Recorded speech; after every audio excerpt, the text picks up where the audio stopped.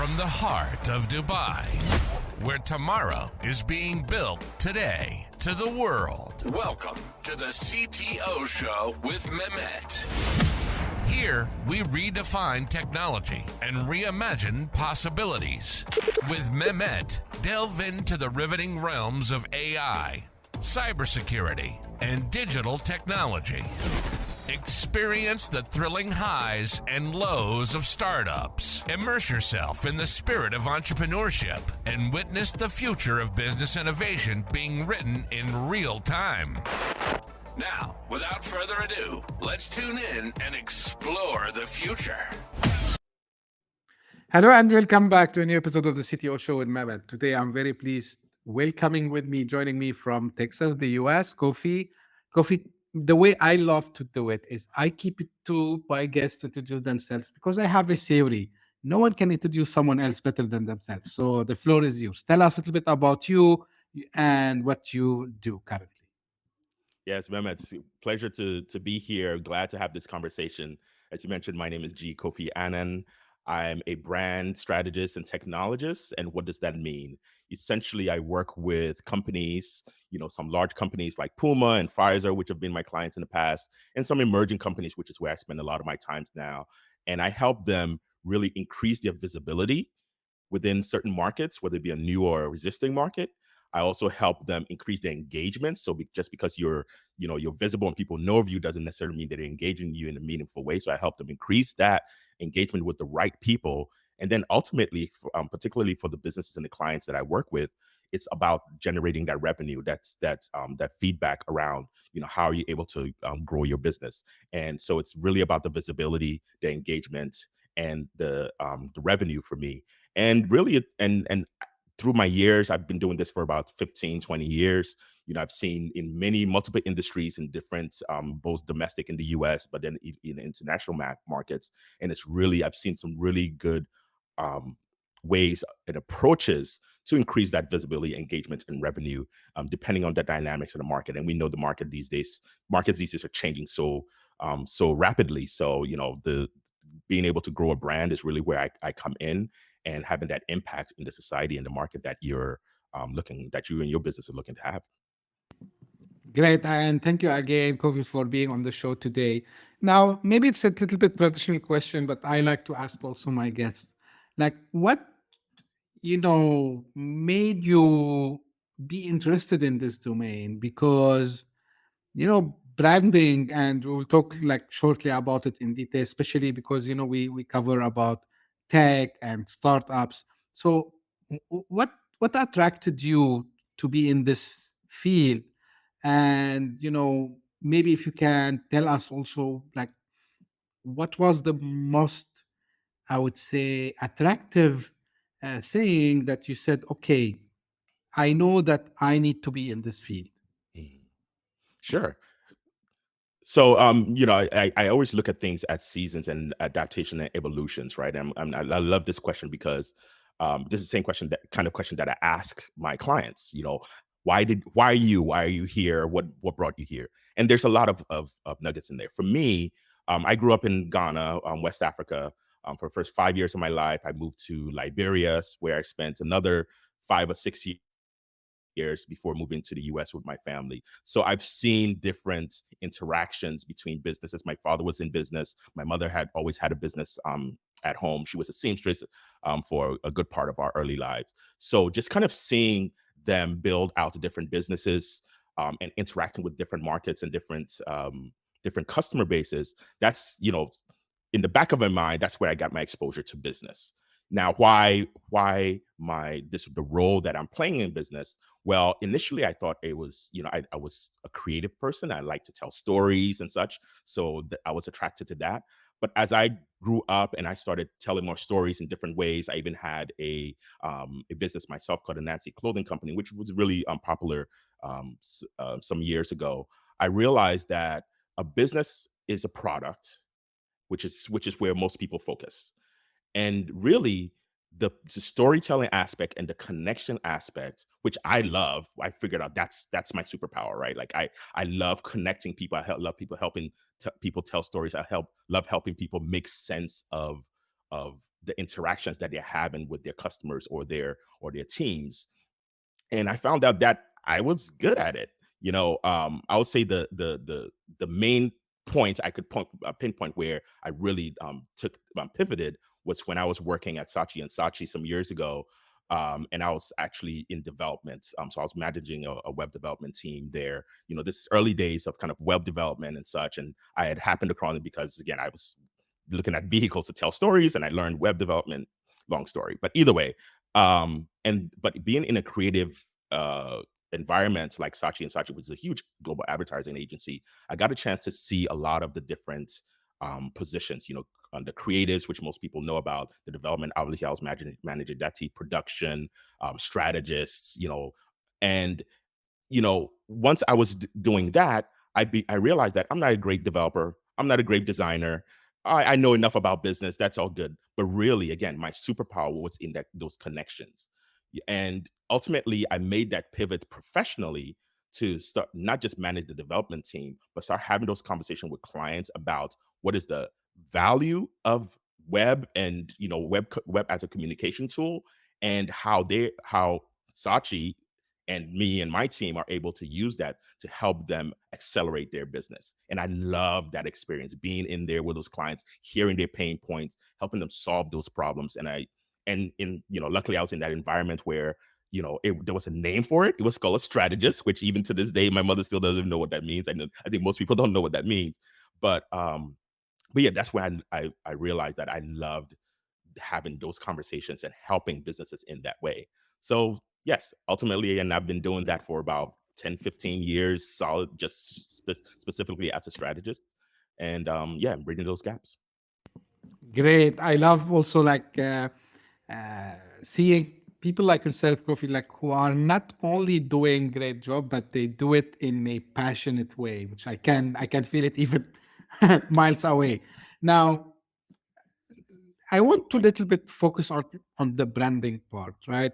Do you think that it's something that businesses usually they don't give it enough care, I would say, to because it's part of the marketing. Correct me if I'm wrong. Mhm. It's part of a bigger strategy, of course, but sometimes we see people still stuck in old-fashioned techniques. So I want you to highlight to us why branding is important and how really it can shift the position of a business. Sure, sure.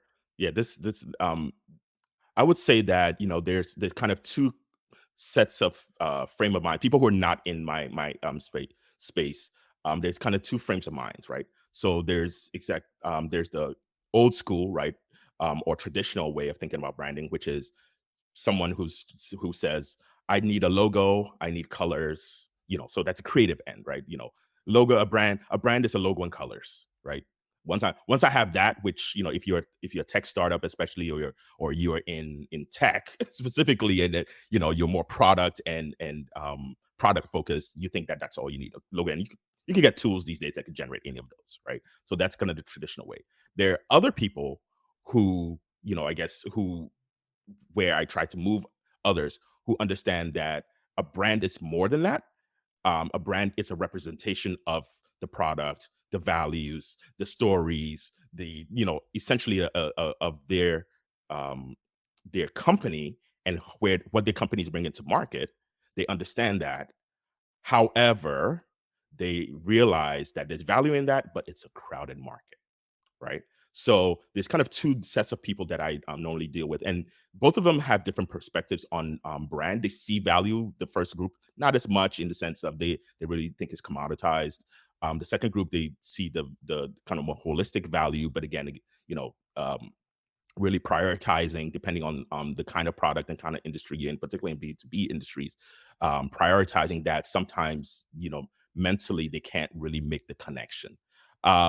And how I, my how I talk to both of those people, the first group who think that it's colors and a logo, I say yes, that it is. But really, colors and logos don't make a product, right? And really, the product is really about the product, the colors and the logos, and why the question that you asked me, Mehmet, in the beginning, why you even for investors, that's all part of the brand. That's all part of the story that you're telling. You need to tell a story about why someone should have a relationship or engage with you and your product and your business. And this, with the second group, it is about the crowded market. And really, I help them really narrow down, okay, what is the differentiator that I have? Because they're further along in that understanding of sophistication. What is the secret sauce? And not necessarily from a product perspective. It could be part of the product, but who are the founders? Why did they do this? I told you the story about me growing up in Ghana and Liberia, like all those things that we take for granted as founders and owners, bringing that forth to make that emotional connection to specific markets and specific audiences, right? And that's where you start, and then from Right. there it just goes on, and that's all part of building a brand. Absolutely. Now, Kofi, one thing which when I was preparing, and we had a little bit of chat before, and because you work with international customers, so one thing usually, which when I talk myself to startup founders, right? So of course there are like the early days, everything, but then at some stage they need to start scale. And one part of the scaling strategy is to go after global markets. So if they are based in the US, they would go to Europe, they would go to Asia, and vice versa, right? Now, in your work across different cultures and market, how do you approach, the concept of understanding and leveraging that there are some cultural nuances, let's call them, or differences, and how you advise your clients usually to take care of these cultural differences to have successful new market entries? Yeah. Yeah, a lot of my clients, whether they're thinking about it now, or they've kind of reached a certain level of momentum and scale, and they've maybe grown bigger than their current market. They do start thinking through that. And I'll talk about two different kinds of clients in that regard. So some years ago, in 2010 specifically, for the 2010 World Cup, Puma, the athletic company, was looking to be part of the World Cup, right? Advertise, market X, Y, and Z. It's a huge platform. Athletics, makes sense. They didn't have the budget as Nike, who was the official sponsor. So we complain about budget, but even sometimes Puma doesn't have enough budget. They didn't have the big budget, but they were looking to make an impact, right? A lot of eyes were going to be on the World Cup. Where I came in, and me and my team, we came in to say, okay, what is the key differentiator for Huda? What area can we carve out? And within that context, we looked at, okay, what is the context of World Cup? And in that year, that was the first year that the World Cup was happening in Africa, right? Of South Africa specifically. And we found, having conversations with Puma, we found that Puma has a legacy, had traditionally always sponsored African teams in other World Cups. So that's a gem, that's an insight that we could go with. So how do we make it relevant in the current day, and how we look at the cultural aspect? In that case, we started having conversations with people who represented the audience of that World Cup. The modern African, international person. Again, to capitalize both on the connection with African, but then also help that to propel the message. And so we dove deep. We did some ethnographies, which is essentially following people around. And this is 2009, 2010, so we didn't have too much of social media there, not too much of a on context online, particularly in the African market. So a lot of that were kind of going visit people in their homes, asking them questions, again, trying to tease out those cultural nuances that get past our individual biases. Even me as an African, my location being in the US, there's certain assumptions I have about what makes sense and what attracts someone who lives in Africa, in different parts of Africa. So we did ethnographies. We visited different cultural hubs. So whether it be technology hubs or athletic hubs, and kind of we talked to people online. So again, just kind of teasing out those nuances. Why do they do the things they do? And then obviously, once we gathered that research, then we brought it back and said, okay, so now what does that mean for Puma? How do we make the two make that relevant for the marketing and the messaging? And that's different structures and processes that we go through there. The more recent one that I had was a South Korean textiles company, software, a SaaS company, which leverages this South Korean textile market and essentially digitize it, bring it to the global market. And they wanted to enter the U.S. market, right? So it's kind of like in that kind of the reverse. And with them, and this was last year, I think it was, when I've been working with them for a few years, but one of the key things there was the differences culturally, and they're a startup, so they got some funding and such, but the cultural difference and assumptions between the South Korean market and, in this case, the US fashion B2B market, right? Big. You would assume that they're similar. They're both kind of textiles and such, same industry. But when we engaged and we started having conversations with their current customers, right? Okay, who are your current customers? Why do they use your brand X, Y, and Z? And then also started having conversations with their future customers in the US. From a role and responsibilities perspective, same customer, but in the US, we found that there was a nuance in the difference, right? South Korean customers were very practical in their engagements with this textile manufacturer. Very kind of this is what we want. It was pretty straightforward. Whereas with a US based customer base, and they were more invested in stories, particularly again fashion textiles. There were really a lot of more creative people, a lot of more storytelling people who really value creatives, right? A lot more than other markets. So that was the gap that we saw, where the company was used to having kind of the more practical and product based conversations within the Asian market, but then we had to change that and elevate that within the US market, because again, storytelling and nuances around relationships over time was a lot more prominent, particularly visual storytelling. So yeah, so those are the kind of two different ways where, regardless of the budget, it is very important to understand that different international markets change, but I would even argue that with the acceleration of technology, local markets change as well, and they change really quickly. I think that's where a lot of my clients are struggling to really make that connection, and that's where I usually help them. That's great, like use case, I would say, Kofi. Now,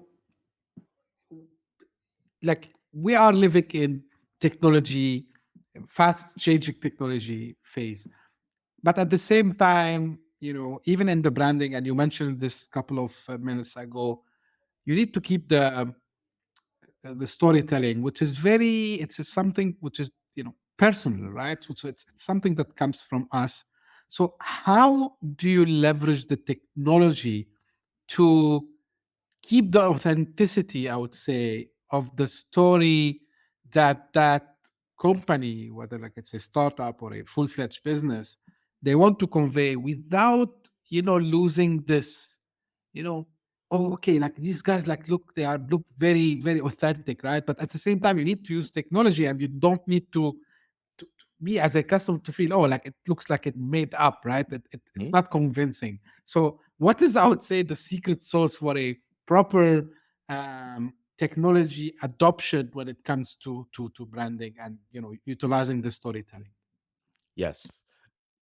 Stories are about people, right? And people and their experiences, right? And particularly in the business aspect, it's about the people behind the company, in and around the company. Why they started, what they're trying to do, what is the value of their products, all those kinds of things. How, why them? A lot of this, particularly for tech founders and companies that are growing, a lot of the conversations they're having with the investors, right?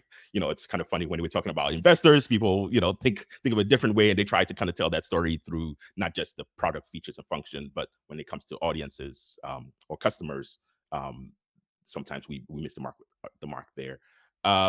The That storytelling is very important. And I always, this one exercise that I give a lot of my clients when they're struggling to figure out, like, yeah, storytelling, I'm not Disney, right? I'm selling a product that's a textile, ordering system, right? It's pretty, in their mind, kind of I'm straightforward. But again, at the end of the day, you're talking. Those buyers, those customers, are people who wants to feel close to, especially in this day and age, they want to feel close.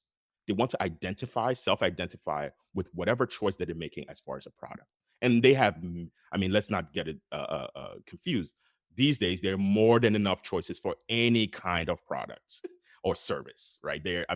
Everyone, with the advent of technology and connection of social media and such, everyone has more than enough choices. Well, most people have more than enough choices, even if their choices are less than others.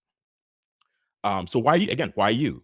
So that's where the personal connection and how you're telling that personal story comes in. And it doesn't necessarily have to be the founder led and, kind of all those kinds of things. But sometimes it's about, what is the problem the customer is trying to solve in their business, right? Sometimes it's not just I want to do my taxes. So if you think of accounting software, I want to do my taxes. Sure, I could find something to do my taxes. But I want to do my taxes with ease, and I want to do it with somebody that I trust, based on, my the fact that my company is in it's a law firm, right? So it's those nuances, diving deep into that customer or that user makeup. Why are they using? Who are they, and what is the real problem? What are their thoughts? What are their fears? Why? And those are all the things that folks won't necessarily tell you. It's not really evident, but with the technology we have and the access that we have, we can go on social media and all the forums. We have a number of Reddits. We can definitely start to dive deep into not just the functional value of products that somebody wants to buy, but the emotional and the connectivity that they're looking for. And then we weave the story from there. And a lot of times it's just listening.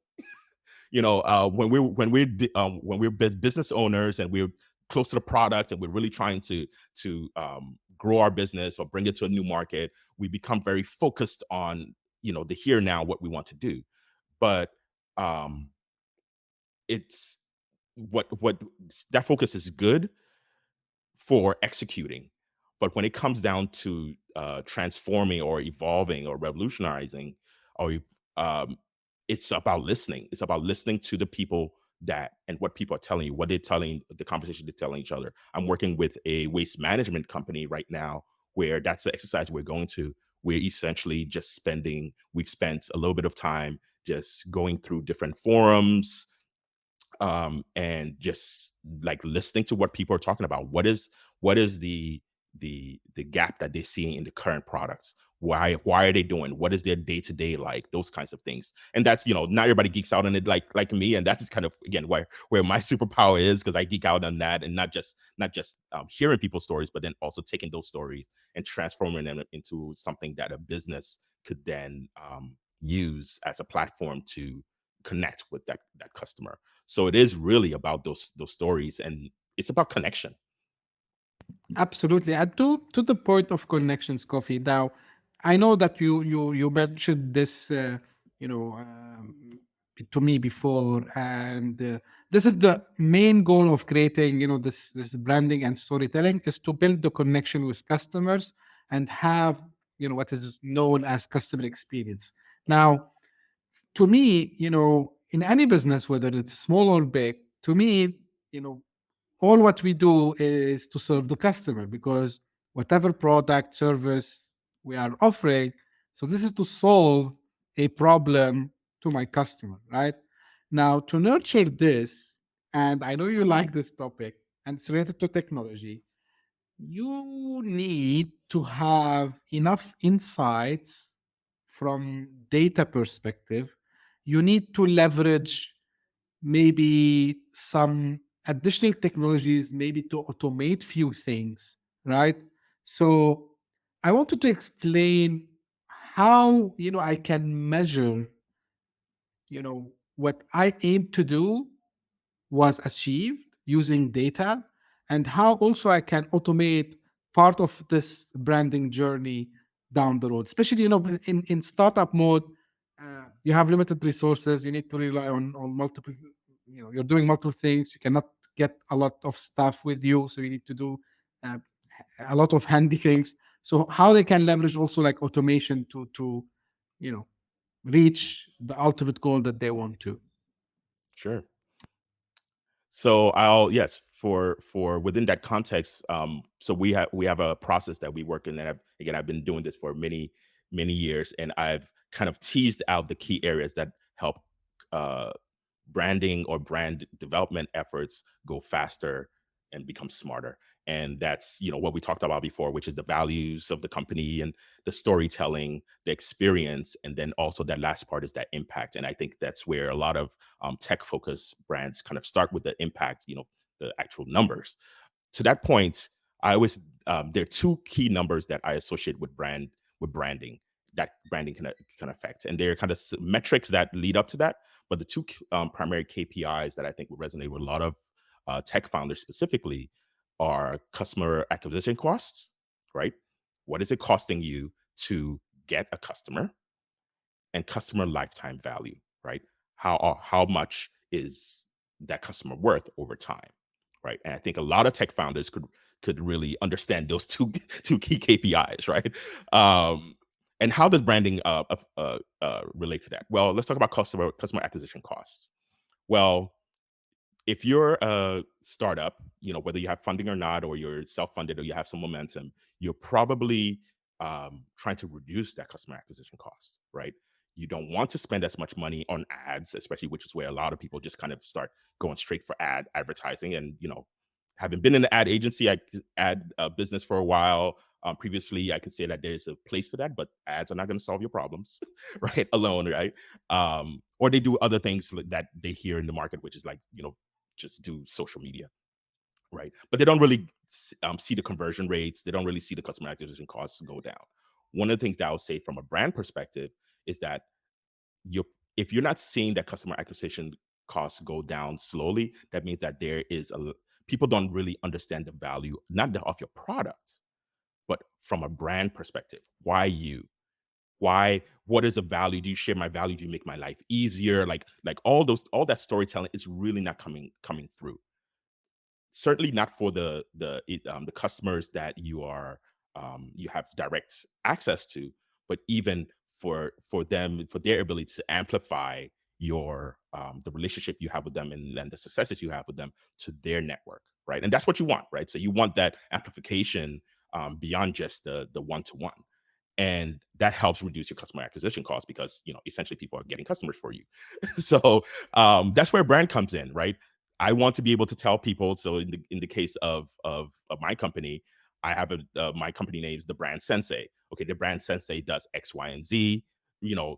And through those stories, how your customers are telling their friends and their family and their colleagues the stories that you've enabled them to tell those people helps bring those people into the fold, and obviously reduces your customer acquisition costs, right? So that's where stories can help propel some of those kind of things. Give them a short snippet of a way to tell the story, and then of course onboard those customers. So again, that's the kind of mechanics of how branding can factor in. And you do have to understand how those people, and then obviously customer lifetime value is that experience. How are you reinforcing the when they reach out to customer service, like how are you interacting with them, how are you giving them opportunities to reach out, all those kind of mechanics, and that's all feeds into your brand as well. I know that I could expect fast delivery from Amazon, and I know that when my which happened just the other day, my delivery, I don't know where it ended up, and you know as a matter of fact, I'm not going to go find it. I tell Amazon I just want to order another one quickly. They don't even ask me too many questions because I'm a long time customer, and they just kind of avoid that transaction and allow me to buy something again. That adds to the Amazon brand, right? So Right. over time, I'm spending more time on Amazon because of that experience, and that I associate with the brand, that feeling of ease of access and convenience. Absolutely, and I love this example actually, Kofi. Like this is what and this is for people, just to remind them when you started the conversation and you talk, it's not about the logo and these are important things, but this user experience, what um, you know bring you more business, to your point, because people recommend good services, products to other people. And I like when you say it's not like about the ads, social media, all this, right? So of course you can create some kind of buzz over there, but buzz is not branding, right? No, it is not. So yeah, unfortunately, in especially in the tech domain, what I see happening is one startup or established business, they come up with a nice theme, let's call it. And then we start to see everyone following the same thing, almost copy pasting the full story. And I liked when you say, Coffee, like, okay, why you? Because there are 10 companies that they claim they do the same thing. How you gonna differentiate yourself? And I think this is where, this branding, not only from marketing, I would say copywriting and social media ad plays a role, is how you convey us. And honestly, I'm very biased by the way, like Apple used to do at the time of Steve Jobs, but how they used to do this storytelling thing. And uh, when Steve Jobs asked, like, what we want people to think when they think about the brand Apple, right? So he wanted people to see things different way, and think in a different way. It's not like about just a piece of hardware. And I love these stories so much. Although I am not by any mean a marketing guru, or I just love to see what succeed. I love to try many things, and what you just said, Kofi, really proved me right, which is which is a good thing. Now, one thing I want to ask you, and again, like during the preparation, we discussed this. So AI, right? So, and you mentioned a little bit at the beginning as well. So, how do you think AI can help startups and even scale ups to get their level up and to be able to compete with the larger corporation when it comes to branding? Yeah. I you hit the nail on the head, Mehmet, in the sense that it is about competing with the larger players. Um, as a startup or a new entrant into even a new market. So you've been talking about the textile startup that I was working with entering a new market. No one knows you, right? And that doesn't, and you want them to know you, and you want them to trust you. You want to have that credibility. You want them to use your product, but um, you don't have the budget, right? Like you don't have the endless budget. You don't have time, right? Even if you do have the budget, your talent and resources might be limited. Um, so you're trying to do a lot more with less. And and in that regard, AI is a great enabler. Now, is AI going to solve your problems? No, it isn't. And I always use this term, and it's a term that I think a lot of tech startups and people in in data analytics will specifically will resonate with them, which is garbage in, garbage out, right? So or in American layman's terms, putting lipstick on a pig. So any of those analogies, right? Which is to say that if the core of what you're doing and who you are is not together, and you don't have the right platform, and you don't have the right processes, AI is only going to amplify what you already have. Right, so it's going to make and in a lot of times it's going to make it faster, and it's going to have a bigger negative impact on your business. Google, for instance, is going through a little bit of that. I posted something on my LinkedIn about their entrance into AI and AI models, where they've been releasing. I mean, if you've been following that space, they've been releasing seemingly a new AI model or upgrade or products like almost every other week.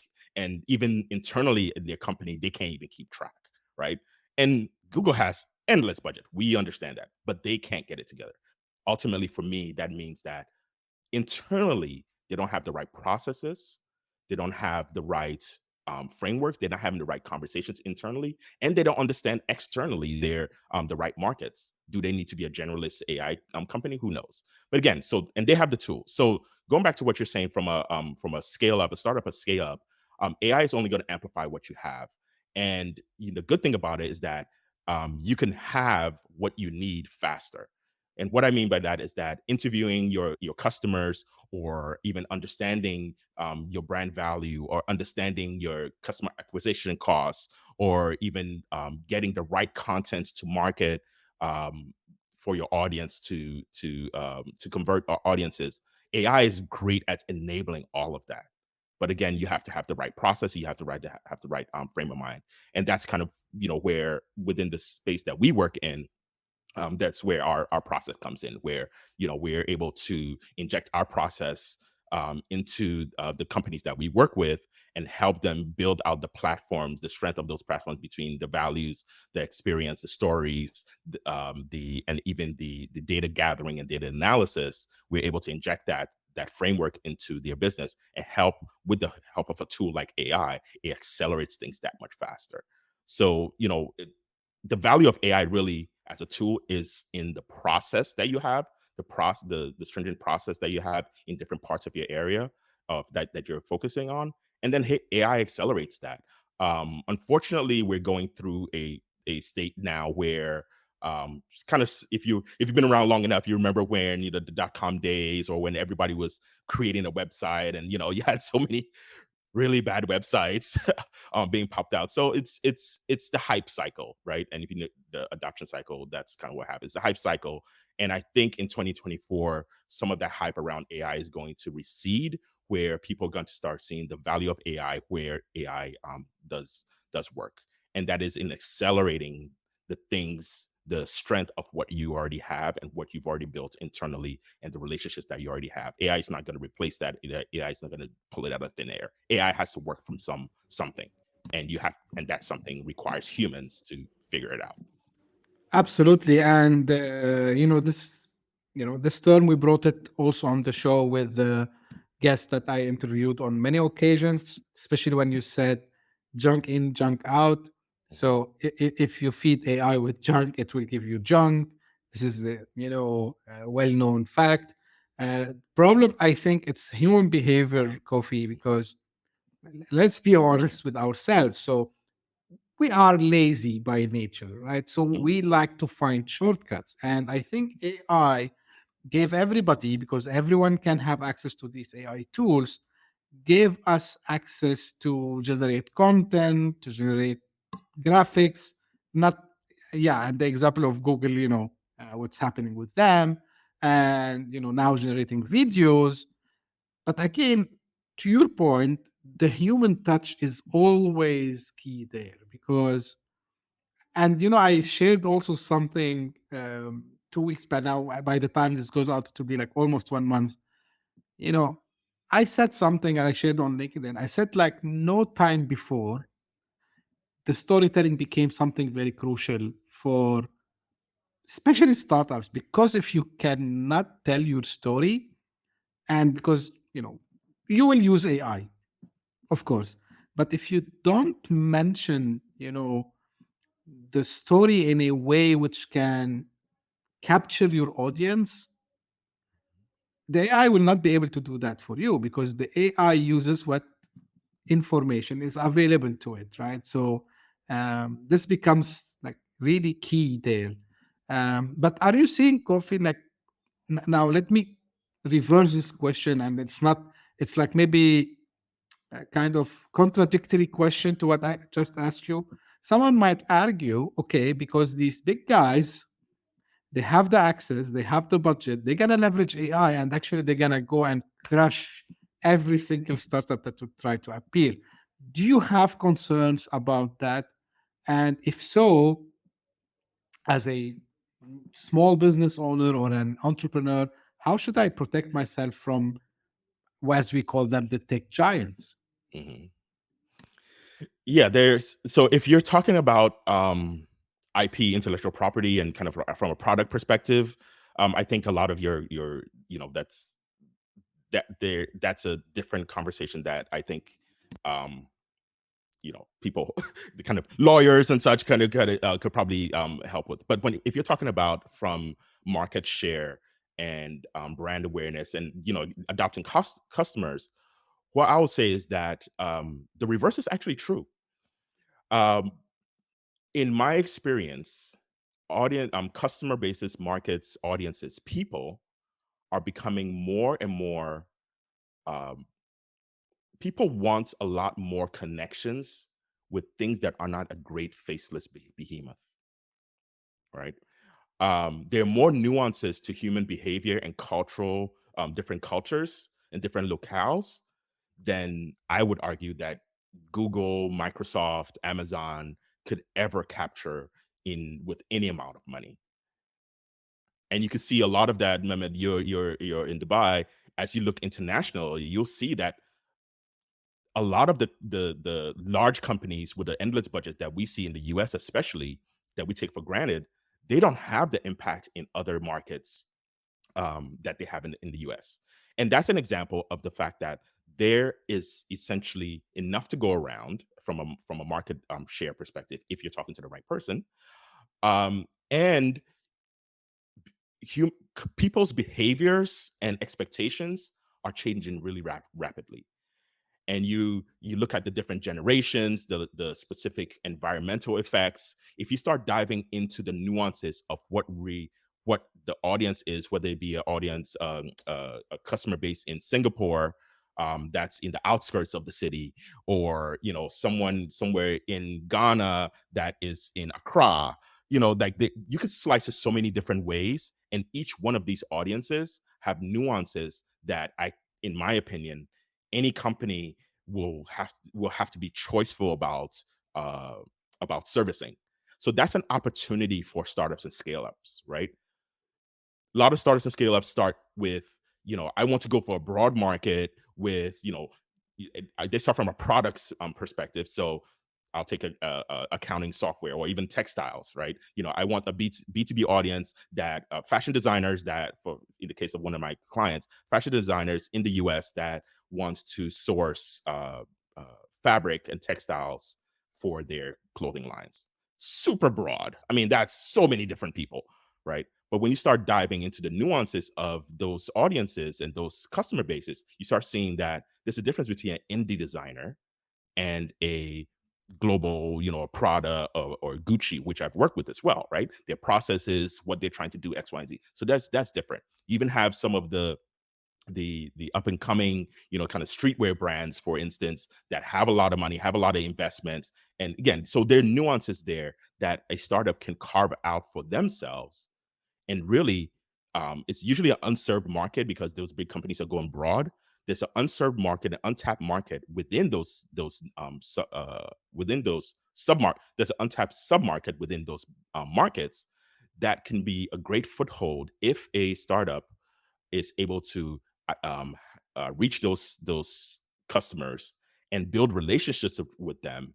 They're more likely, again, with some of the tools that we would be able to give those audiences as far as brand and the stories and how do you customer experience and the data, they then become the majority within, because again, a lot of those audiences become the majority audience over time.